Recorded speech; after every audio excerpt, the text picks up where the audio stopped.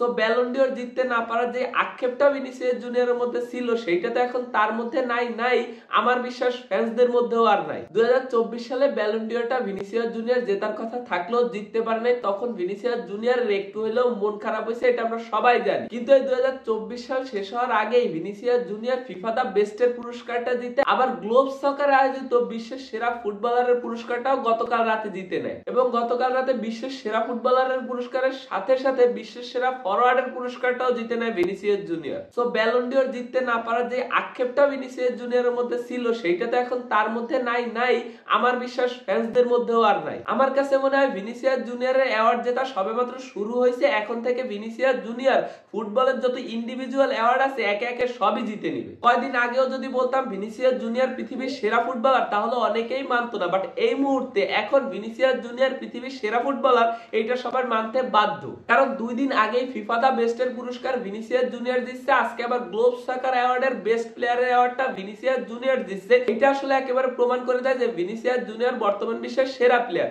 সে যদি সেরা প্লেয়ার না হইতো তাহলে সেরা প্লেয়ারের অ্যাওয়ার্ড গুলো জিততো না, সিম্পল। গ্লোব সকারের এই অ্যাওয়ার্ড প্রোগ্রামে ভিনিসিয়াস জুনিয়রের পাশাপাশি রিয়াল মাদ্রিদ থেকে জুড বেলিংহামও 2টা পুরস্কার জিতছে। জুড বেলিংহাম ম্যারাডোনা অ্যাওয়ার্ড এবং বেস্ট মিডফিল্ডার অফ দা ইয়ারের পুরস্কারটা জিতে নিছে। ওদিকে আবার রিয়াল মাদ্রিদ হইছে best team of the year, Carlo Ancelotti হইছে best coach of the year এবং পাপা পেরেজ হইছে best president of the year. কালকের এই গালা নাইটটা রিয়াল মাদ্রিদের জন্য ছিল সোনায় সোহাগা। গতকাল রাতে নেইমার জুনিয়রও বেস্ট ক্যারিয়ার অ্যাওয়ার্ড জিতছে, মানে নেইমার জুনিয়র একটা অ্যাওয়ার্ড নিতে যাচ্ছে ভাই, এটা দেখতে একেবারে চোখের শান্তি। কিন্তু তারপরেও একটা আক্ষেপ হয় যে ইস, নেইমার জুনিয়র যদি ইনজুরি না হইতো তাহলে এরকম কত ইন্ডিভিজুয়াল অ্যাওয়ার্ড নেইমার জুনিয়র জিততে পারতো। তারপরেও একটা শান্তি লাগতেছে যে এরকম একটা অ্যাওয়ার্ড প্রোগ্রামে নেইমার জুনিয়র উপস্থিত ছিল এবং একটা অ্যাওয়ার্ড জিতছে।